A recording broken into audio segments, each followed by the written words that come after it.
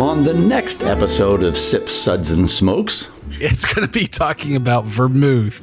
We're going to cover a bit of some background on this misunderstood wine-based beverage and our favorite cocktails using vermouth. So we have the 50-50 martini, the classic Negroni. Yes. The Marianito. Ooh. Yeah, did it. We have a Vieux. Almost. And a Borde Viejo. And you might call it being held at gunpoint, but Barger's calling it a green point. Green point. Well, there you have it. So we have a wide range of vermouth forward cocktails to go through today. So we're going to talk about the vermouth mostly as we go through this discussion. we'll be right back after this break.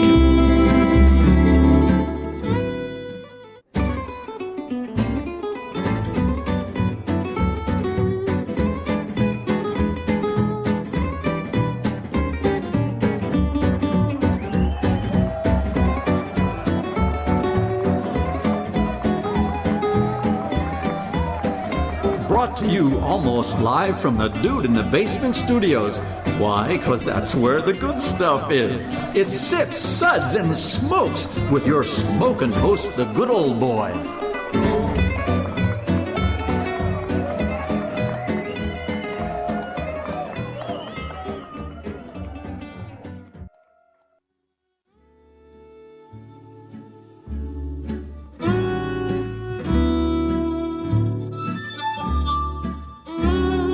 And now it's sippin' time.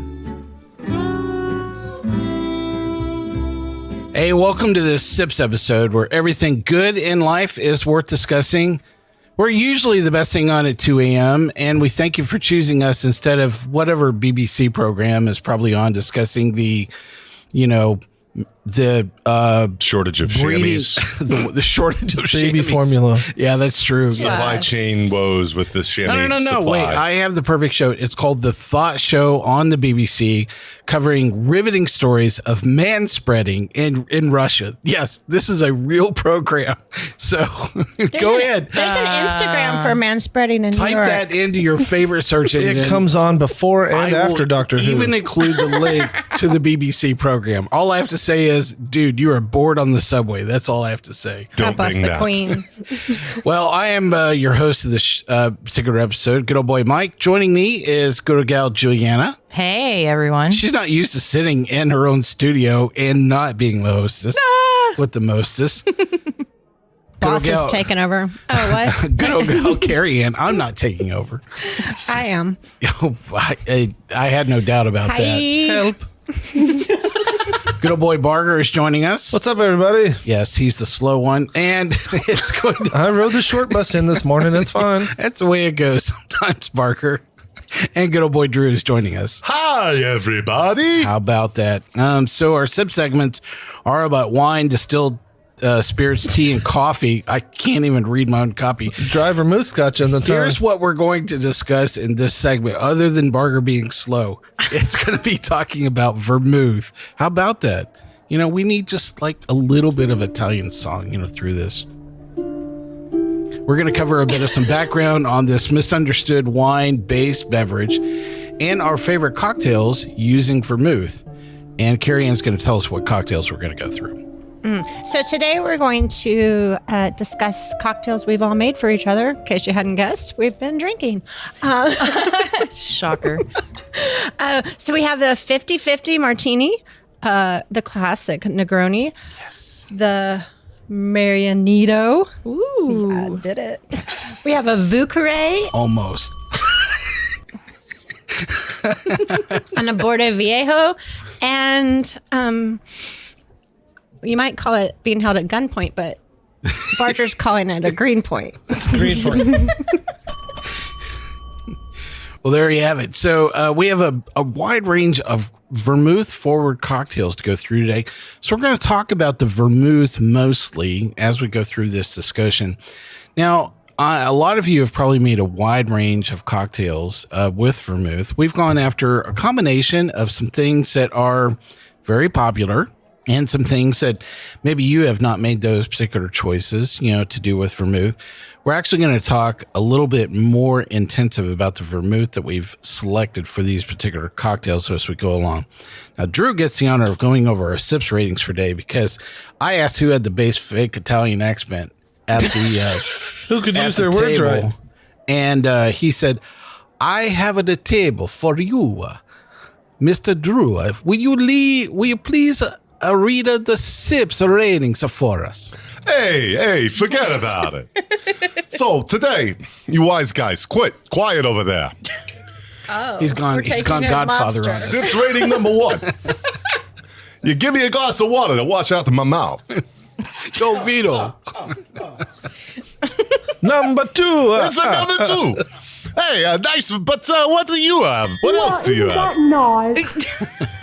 Hey, number 3 is this is interesting. What was this again? Interesting. Hey, let's keep this a secret. Is number 4? Pour me another. That's classified. From Transylvania, is that in Italian? Hey! Oh my! It's in the same region. I was unaware anything could be this good. This is good. Yeah, right there. All right, so how do we want to rate Drew? Just like from 1 to 5, like Italian special needs. The trains I'm gonna ran give him on a favorite solid, negative number. Okay? solid bless your heart. The trains ran on time. Yes, Once again. I'm telling you that we have reinforced being banned. Once again. So, thank you, Drew. I appreciate it. Julieanna's going to take us through some background on vermouth, letting us know. Please appropriate an accent for this. Yeah, tell us all about this fortified wine. Okay. So for those that are the uneducated, vermouth is a fortified wine that is flavored with a variety of herbs and spices and original recipes. It is traditionally made in 2 major styles, dry, which is the white vermouth version, and sweet, which is the red vermouth version. Dry vermouth, originating in France, is famously used for making martinis and is dry and floral. Sweet vermouth, on the other hand, usually comes from Italy and is sweet, spiced, and herbal, and kind of bitter sometimes, and is used in cocktails like Manhattans and Negronis. Dry and sweet vermouths are also enjoyed as an aperitif. Since vermouth is a fortified wine, it is slightly high in alcohol than compared to a non-fortified wine. All right, so some fast facts about vermouth. You can find it in 3 main regions of production: Italy, France, the United States. I would say that Spain has been left off this list, perhaps. I would agree with that. Yeah, but we'll go there. It is claimed that it is originating in Italy, but I am sure that there are some French and Spanish people that would probably We headed first. be very angry, very angry about that. Sweetness can vary widely between very sweet to very dry, and the color can also widely vary between very pale gold to a dark brown red. Obviously, dry versus sweet makes a big difference in the color and sweetness. Every vermouth recipe is slightly different, as good old girl Julieanna let us know. But there are, of course, the 2 main styles of dry and sweet vermouth. Barger's going to tell us all about dry vermouth or the types of vermouth. Well, I don't know if I'm the best one to do this, but I'll do it. Dry vermouth is also known as white vermouth. Or French I'm vermouth. sorry. Yeah, Did I hit the wrong button there? Kick him out. All right, it's often clear or very pale yellow in color. The name dry signifies the flavor profile, and it often contains just 5% sugar. It's a blend of botanicals, pairs well with gin to make classic martinis. Sweet vermouth is also known as red vermouth or Italian vermouth.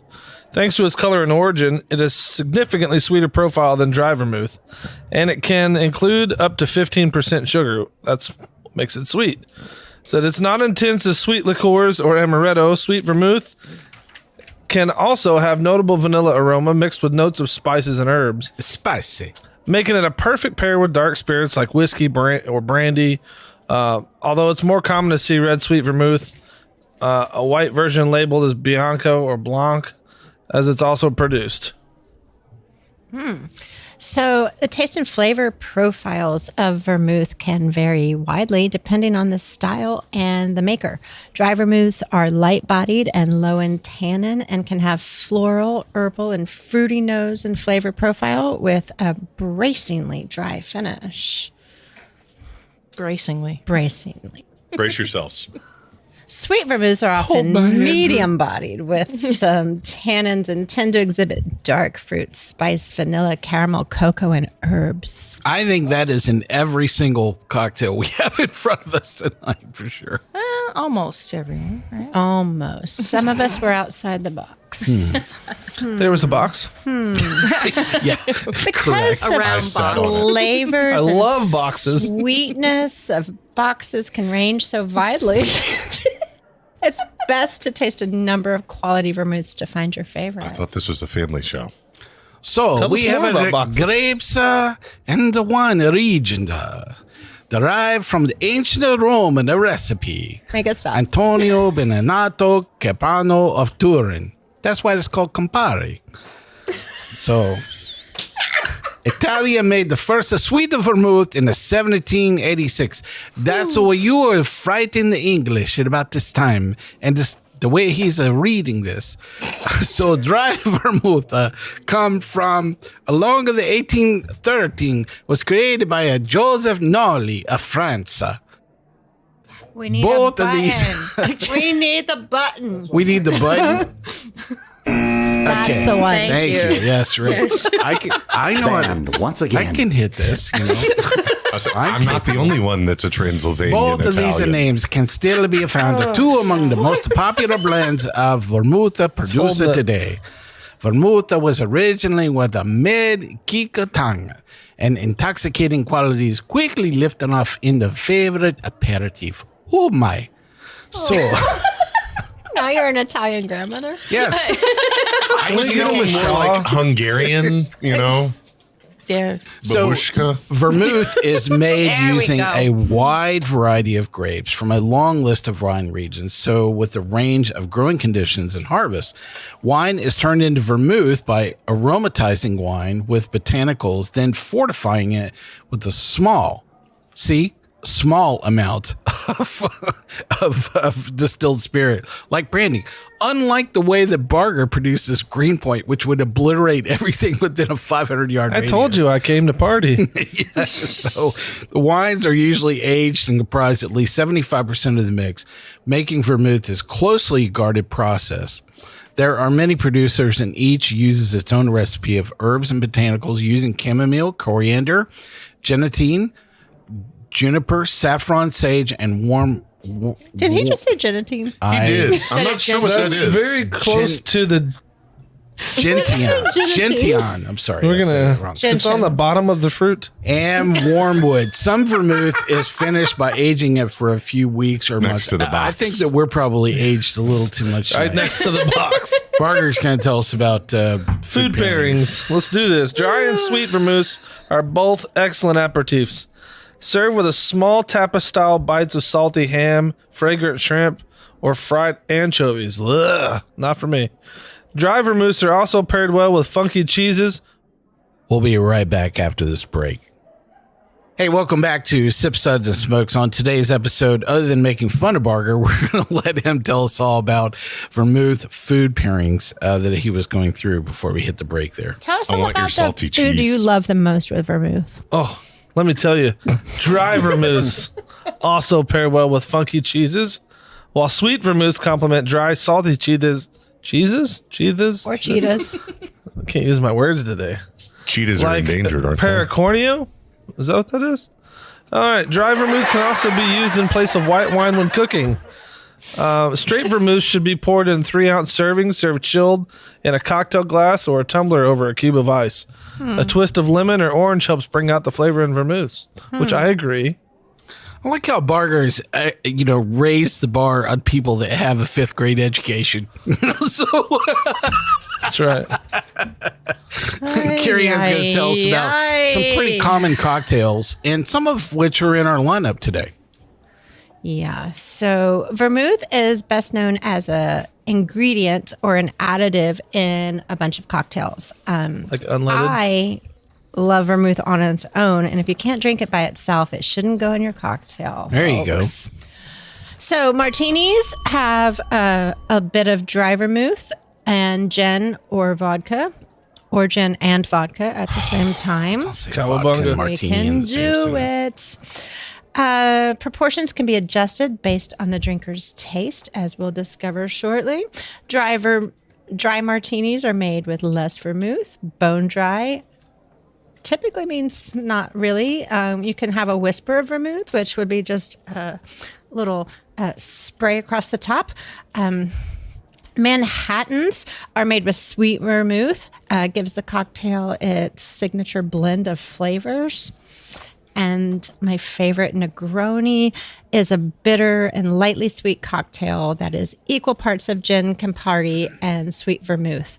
There are tons of cocktails where you just switch out that base spirit.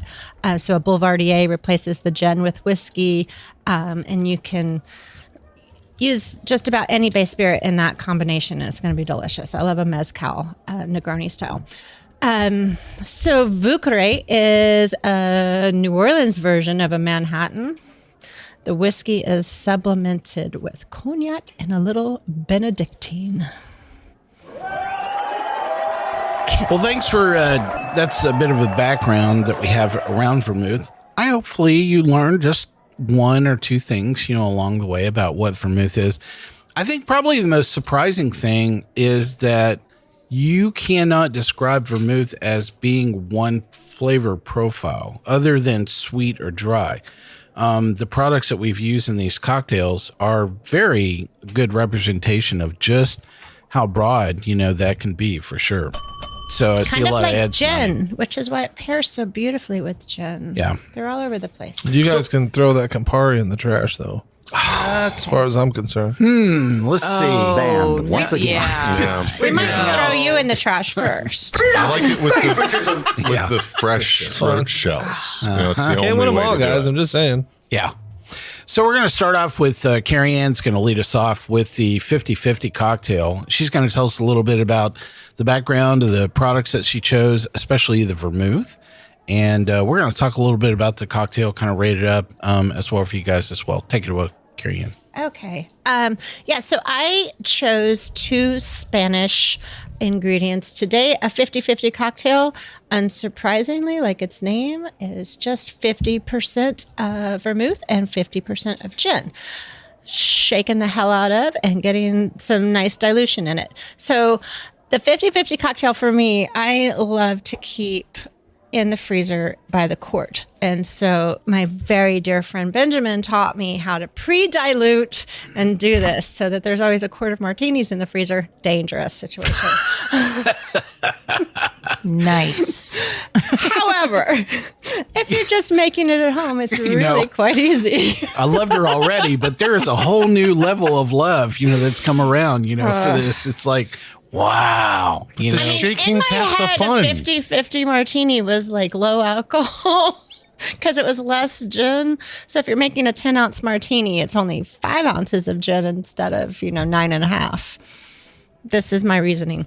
However, 50-50 martini really does put vermouth as the star of the show. So you want a great vermouth. And I am using the Casa, which is a Spanish vermouth with the Mahon gin.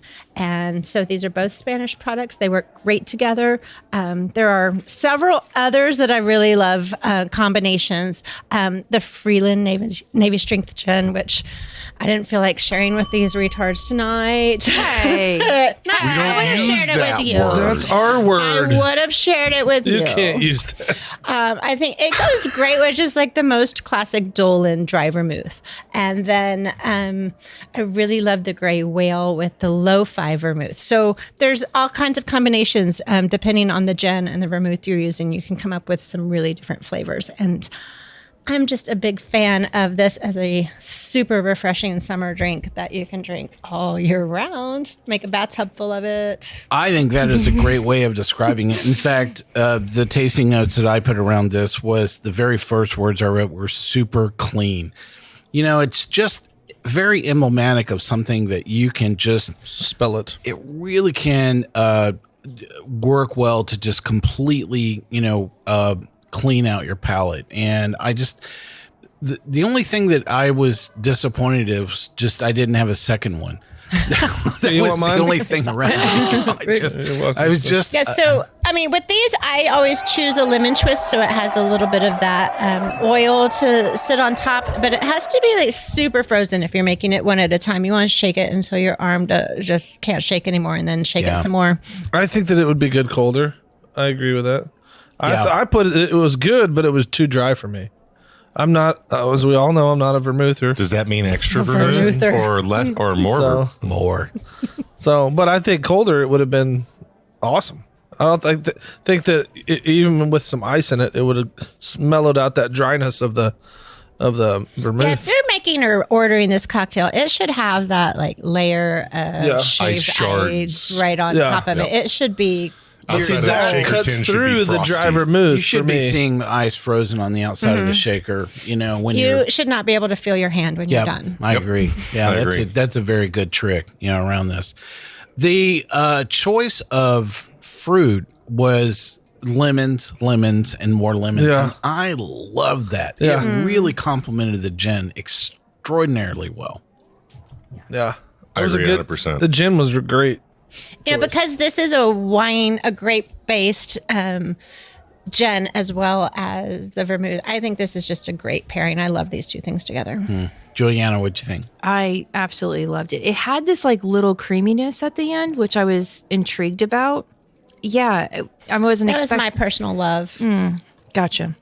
But She didn't wash her hands. So refreshing, so easy. And I don't know, when I think of Spain, I think of lemon citrus anyways. And I just thought this was like a really great classic pairing and just something I could drink gallons of. Yeah, I could For totally sure. get in trouble Just a with quart. this. I don't recommend more than a quart. No, I agree. So what do you guys think here about the 50-50 that Carrie Ann made tonight? Winner. Wow, how about that? So Cheers. Oh my In the summer, though. a solid 5, and I'm even going to say it was my personal best of the flight. So, and my drink was in the flight, so I mean, it's so simple, but it's just it so really good. is. But the thing is, Carrie Ann, is that I've had a bunch of 50-50s that absolutely screw everything up. The particular it has products to be diluted. It has to have that certain balance between all of those components to really work well. And then, we talk about this on a wide range of things, both with beer or wine or any kind of cocktail. That the more simple the ingredients, the less you have to hide behind. Yeah. And so you really have to make sure that the things that you're working with are Quality working products. really, really well, Together. in great harmony. Yeah, I would love to say you could put any gin and any dry vermouth No. together, and you can't. And Nope. I No. have done the research for you, people. You don't have to. I have made this, I've made 50-50s probably a good 20 or 30 times, and I have not even come remotely close to what Carrie Ann has put together here. I love the choice of the Mahon. It was on the Gin Show. If you want to go back and listen to that episode, it was actually in the Big Gin Taste Off, and we actually talked an awful lot about Spanish gins, which there was a Spanish gin that won. The Van de Gander was I didn't have any of that amazing. to work with. But there are still a lot of great Spanish gins. We're going to talk about another one with actually 2 more Spanish gins in the cocktails we have tonight. So I just thought it was especially fun because they're both grape based. That See, would if be it a was nice me, pairing. I would put like a little hint of ginger in it. That has everything to do with a martini. yeah, What? Oh, yeah, sure. Do you like that in your cosmopolitan too? Yeah. Pinky out. I was actually thinking that I would have really enjoyed it with lemongrass as well, maybe in addition to or instead of the lemon, because I really like the pairing. But yeah. Is there a lemongrass bitter? No, but I was actually thinking. can have to be. work on that. I think the thing I was floating, Yeah. was Copyright. to actually float like Saint Germain, right off the top of this. That's what I'm That- saying. Like a little, just a that dash. would have I been think that sweetness would be weird. I No, agree. you don't want to drown It'd it. be Just too like much. a little, Why? just a drop. if Just a hint. a lavender bitter, I think Yeah, would like a do, dash. would do that's a good similar. choice. But More seriously, research to come. Oh, I'm telling you, you guys should steal Hard to improve on this recipe. I would make these I all day mean, long. it's a for 50-50. sure. It's not much of a recipe to steal. Yeah. So I'm going to go through the Negroni next. So this cocktail has been around for about 100 years. It's pretty simple. It's equal parts gin, sweet vermouth, and Campari. I'll talk a little bit about my personal choices for each in a second, but here's some quick background on a Negroni. The story of Negroni begins with Caffè Casoni in Florence. There's no documented, by the way, I'm going to mispronounce it at least 20 words, in this, so you can keep count. I don't think they're new if they're listening, Mike. Yeah, I know. Yeah, there's a running tally. It's online. There's no documented And it's huge. historical account of the number of words I'm going to mispronounce in this. So it's believed to be cocktailians that Count Camillo Negroni invented the drink when he ordered an Americano made with gin in place of the usual soda water. It was a success, and not long after that, the Negroni family founded the Negroni Distillery, which produced a ready-to-drink version of the cocktail that they called Antico Negroni 1919. So, yep, it's named after a person. It's also something akin to discovering galaxies. If it's yours, you get to discover it. Yes, even good old boy Mike has named a cocktail. It's called the Menage a Trois or Panty Grease. So you can look it up in our back catalog. There's actually a link on our episode as well. So we have some variations on the white Negroni and the barrel-aged Negroni, or some other versions of Negroni. I've made some hundreds of combinations, and I will tell you that I am always going for the perfect balance in this cocktail. I tend to increase the gin and back off on the Campari. So those are kind of a couple of common trends that I tend to do. And I usually use a bit more ice than usual. I tend to like crushed ice, which is an unusual choice because it actually speeds up the dilution. And you like to chew it, don't you? I love to inhale them. And that's the problem with this cocktail. So it's not a lingering, sipping kind of cocktail. So it's fairly booze forward. I say that, and then when you read, when you hear about some of these other ones, booze. Yes, I know. But I really have to give a quick shout out to De Maison Importers for getting us these products for this episode. So thank you guys. I appreciate you getting the vermouth and the gin that we're going to go through in this combo. My gin choice is called the BCN gin. It's actually a Spanish gin, which I tend to think of. That was a Korean pop group. No, No, that's Boys to Men. that's Boys. Boys to Men. I don't know. Sorry. It's a different group.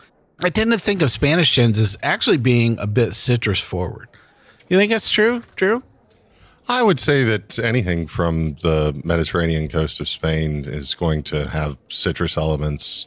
Yeah. Let's say the Sevilla oranges. I mean, Well, so a lot of people don't know you can say that. that across the board, though. I mean, Well, but when I You're tend to right. think from a geographic perspective, so a lot of people don't know that gin actually originated in Sicily.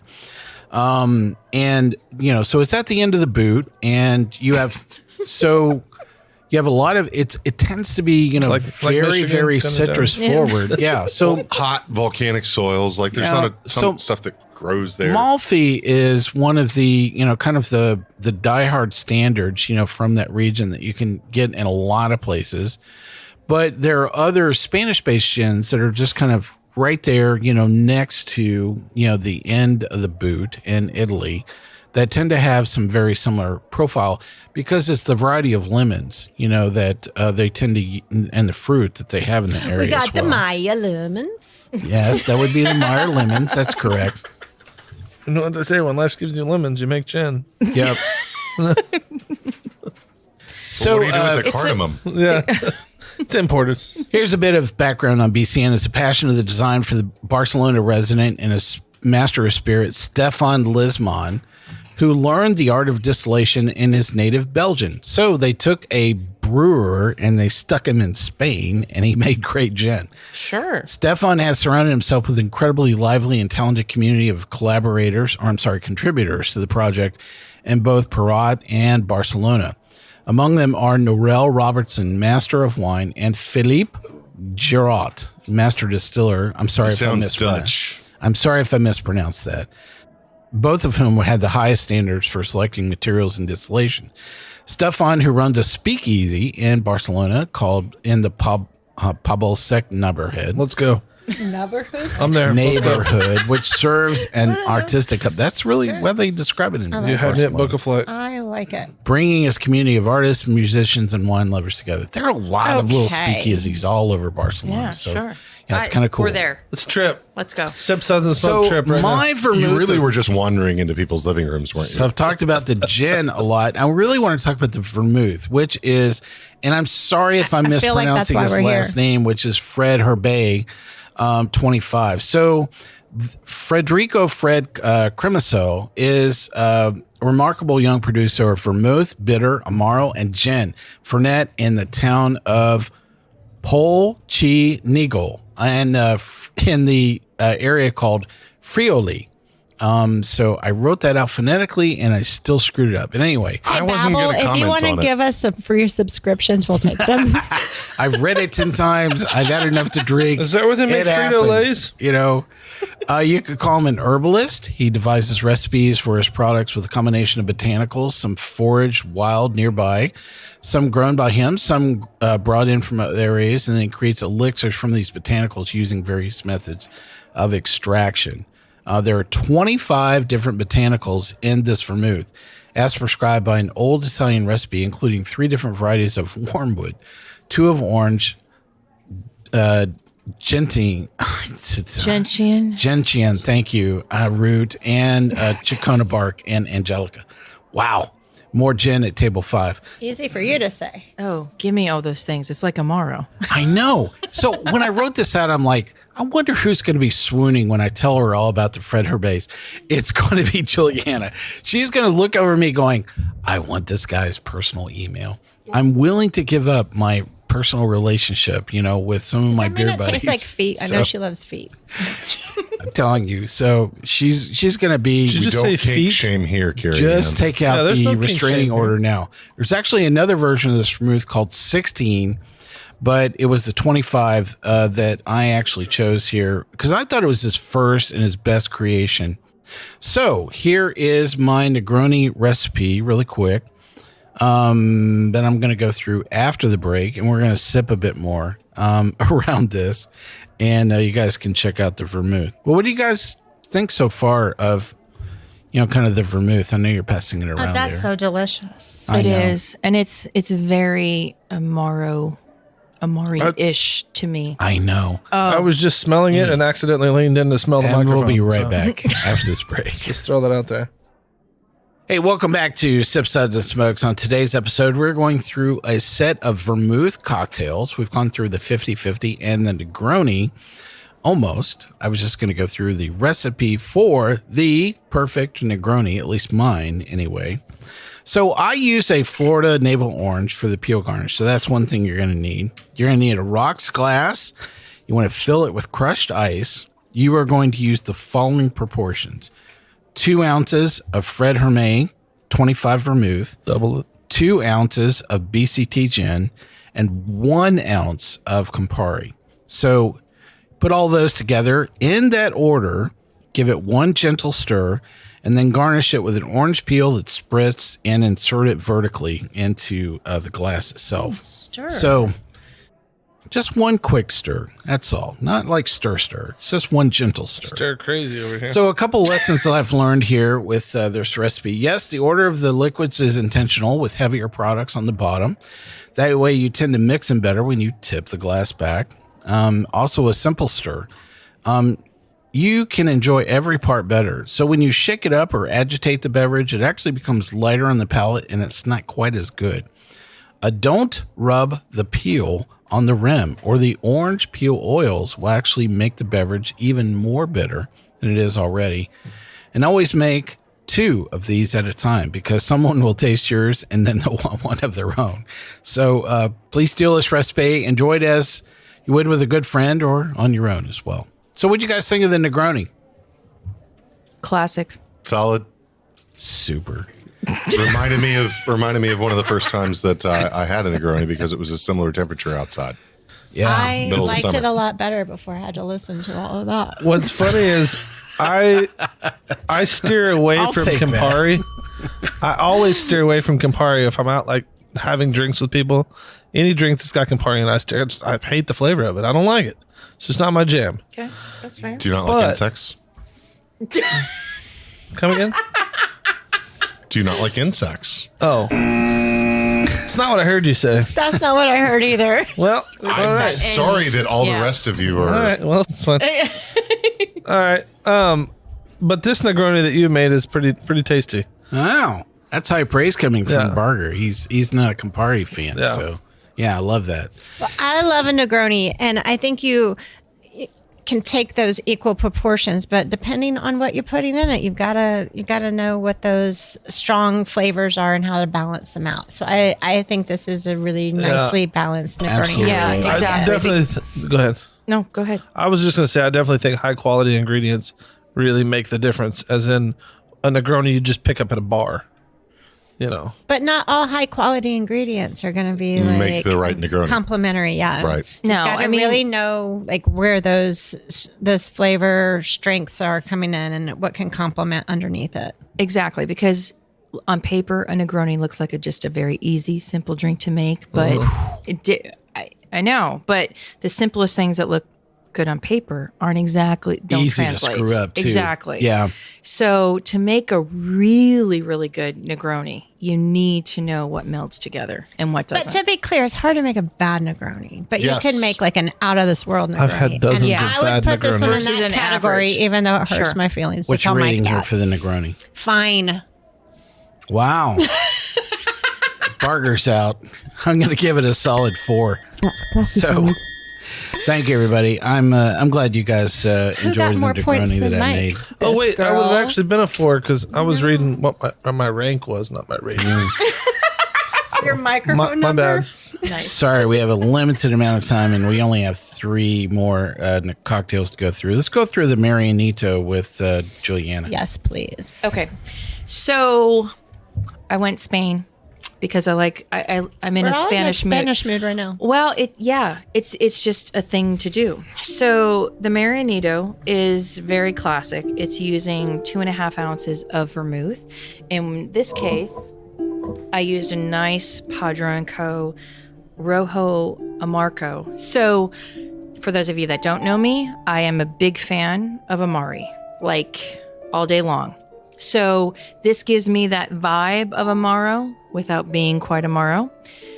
There's a little bit of a Campari, and then there's the Rivas gin. And I think it's just a classic cocktail. I love it. It has a little like Coca-Cola vibe to it. That Amaro-ness, yes. That is so wild. That is exactly what I wrote down as well. So I actually wrote down it has kind of a cola quality to it. I love the balance of sweetness and bitterness, in this. That is the thing that I really caught me off guard. But yeah, absolutely. Somebody said, I'm looking for something that has a cola-like quality, but I'm really looking for a cocktail. Boom. This is it, for sure. That's really what brought me to this cocktail is it's got that Amaro-ness to it, but it's the vermouth that's really shining in this. Yeah. So the thing that caught my attention in the vermouth choice that Julieanna made here was it really has this very intense bitter finish to it. And, the vast majority of some of the cocktails we have, you're actually infusing it with bitters, and I really don't have to. Yeah. I mean, there's that's the interesting, part about this. Yeah. It kind of brings everything to the table. Yeah, there's a hint of Angostura, but not much. Just enough to round it out. Yeah, exactly. See, this was a big note for me. I'm sorry. No, it's okay. It's okay. I don't have to be, I don't have to be right all the time. It's fine. I liked it very much as it definitely Someone bitters has to be forward. the slow one. It's definitely bitters forward, but there was almost a palate cleansing sort of nature to it in that, like, I would absolutely love it as a Slushy. I was Aperitif? thinking as a slushy. It would be amazing. I wouldn't like it. I would not mind it pre or post dinner. Either before a heavy meal or after having something nice and I sweet. kind of as like dessert. it, fully diluted, now here in my glass, a little bit better, than I did initially. I'll try it again. Which is what a slushy would do to it. Yeah, for sure. Well, it's right up here, the Marianito. Let's Right. see here. Oh, I'm going to give it a solid 4. That's classified. Thank you very much. Great cocktail, for sure. And I really love the choices, that Julieanna made around this. So next up, we're going to go through the Vieux and the a.k.a. Borde Viejo. Did I say that wrong? I mean, it's Not even remotely close. I made it up, really.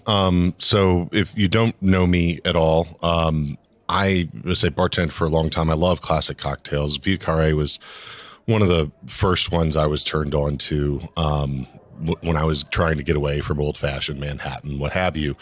But it's really simple. It's just equal parts rye whiskey, cognac, and sweet vermouth with a little bit of Benedictine, and equal parts Peychaud's and Angostura. I used Spanish vermouth again with the Spain Xoriguer, which I probably murdered the pronunciation of Rojo. Just get online. And then I used an off-the-shelf rye whiskey, River Set, which is a Tennessee 95.5. I wanted to use something because vermouth should be forward in the cocktail, but also something that was easily, acquired. If you don't have River Set available, any 95.5 would work, but I did like the 93 proof. And then for the cognac, I just used a Martell VS. You do it in a mixing glass, stirred, strain over fresh ice, or strained into an empty glass as an up cocktail. I prefer it up. It's Manhattan if you wanted just a little more sweetness. You like cognac, but you like rye whiskey too, and you want to have both. It literally stands to say Vieux Carré is the old square, I believe, which is the French Quarter in New Orleans. It was the square of where the French military set up the town center. But it also I did pay attention during that part of the tour. It also translates to old edge, which say Carré is edge, sword, if you will. So I like to riff on classic cocktails because they get annoying or old. And so I made a tequila-inspired version. I use Centenario Añejo. I use Cruz Conde, another Spanish vermouth, and then Manzanilla Sherry with some PX instead of the Benedictine. And, you can taste them side by side. They're both very different drinks. They were. But you can get sort of elements of either. And if you tell people, oh, hey, this was inspired by this, and I swapped this ingredient for this and this for this, and it's like, oh, and people can understand, and you can expand your own abilities as a bartender and learn how flavors play. I think the one thing every time I make a Vieux Carré that I spend a lot of time thinking about the choice of cognac and not the vermouth. And I think that is the classic mistake that a lot of people make. And I love where you have chosen a cognac that is just not competing with the vermouth here at all, right? And that's what I really love. Subtle. I specifically went for the Martell. It's classic. It's inexpensive. It's not getting in the way. And that's what I really love about this is that, I think the cognac can come over and go, oh, yeah, I'm here, and just completely, steal the entire taste profile Too much all into itself. Yeah. And Like the Kool-Aid man. yeah. Oh, And that's yeah. what I really love about the choice of vermouth, that you have here. So I really liked it. I liked that drink a lot. you liked which version? I like the Vieux Carré. I didn't care for the darker, the tequila. I didn't care for that one. I like the riff a lot more better. Yeah.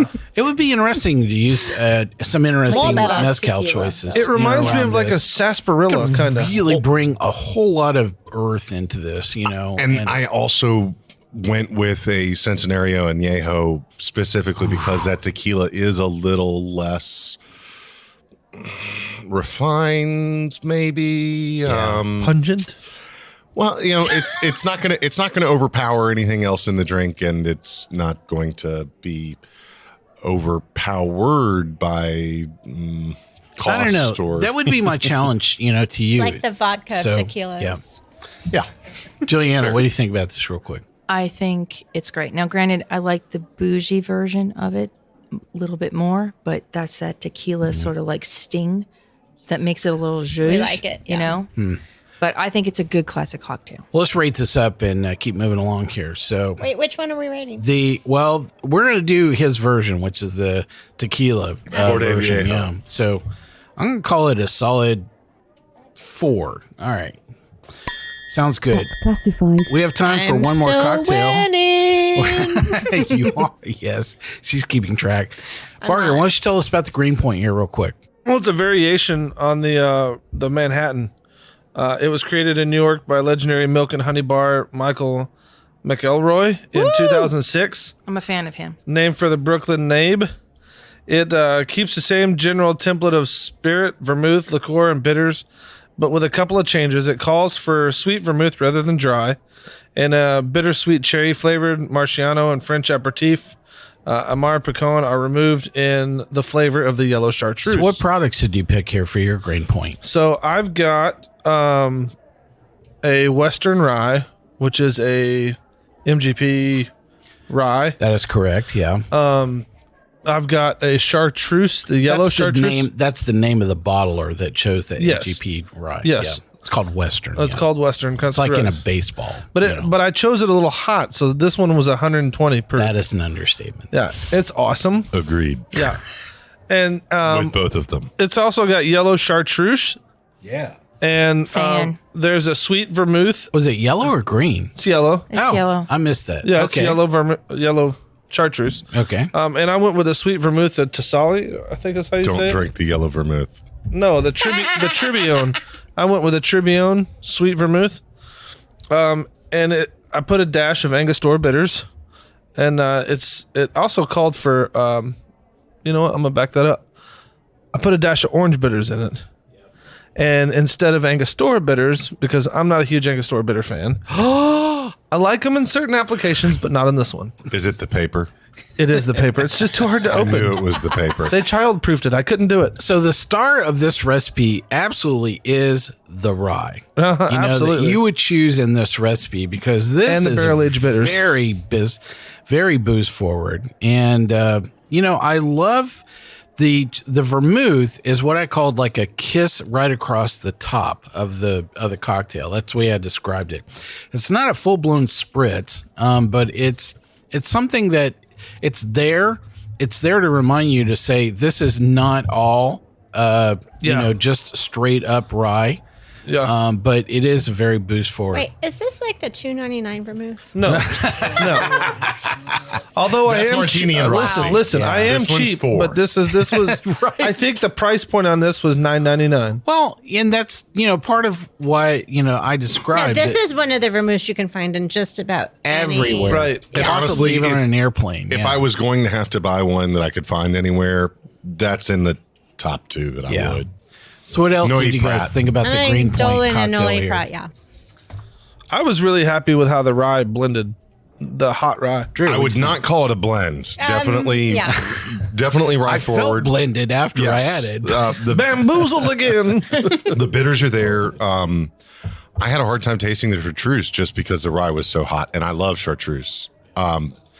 But that Yeah, said, I would love to I see would this play like with it. a little more like chilled, aka diluted, and see how the flavors play I out. would back off on the I actually rye. backed The off the rye's chartreuse a little pretty- bit. It called for a half I ounce, would and I have went with a backed off on the quarter. rye. Yeah, well, that's what I'm saying, to water down the rye more than anything. Okay, so I'm going to be the outlier here, and I really enjoyed it. Ooh. Because maybe it was just mine that I got that had that chartreuse, but I had that like viscosity at the end that just made me happy. But I'm a big fan of chartreuse. That's awesome. Let's rate Yes. this up real What quick, she 1 to said. 5. So looks like I'm gonna go with a solid 4 here on the Green Point. Classified. Wow, welcome to Club Barger. Still the winner. Hey, I want to thank our co-host for joining us on this episode of Sips, Suds, and Smokes. Good old gal Julieanna. Stay better and enjoy some vermouth. Good old gal Cary. Also known as the winner. Check me out, straight up 615, all the places. All the places. Good old boy Barger. Yeah, I'm gonna keep drinking and talk to you guys later. Yeah, not as slow as we thought. Good old boy Drew. I'm not as think as you drunk I am. Hey, this is good old boy Mike asking you to come back and enjoy another exciting episode of Sip Suds and Smokes and to keep on sipping. Gulp. Gulp. We hope you enjoyed this episode. If you're listening to us online, do yourself a favor and tap Tap it in. the subscribe button. Give it a little tappy. Tap, tap, tap-a-roo. The easiest way to listen to our show is to ask Siri, Alexa, Google, Uncle Larry, or whoever it is that talks to you on your phone. Play podcast Sip Suds and Smokes. We love your feedback, and you can reach us at info@sipsudsandsmokes.com. Our tasting notes flow out on Twitter and Instagram with our handle @SipSudsAndSmokes, and our Facebook page is always buzzing with lots of news. You'll also be able to interact with the thousands, Millions and millions of other fans on those social media platforms. Do us a favor. Take the time to rate this episode if you're listening to us online. That's a big help to us, and we get to see your feedback as well. Come back, join us for another episode, and keep on sipping.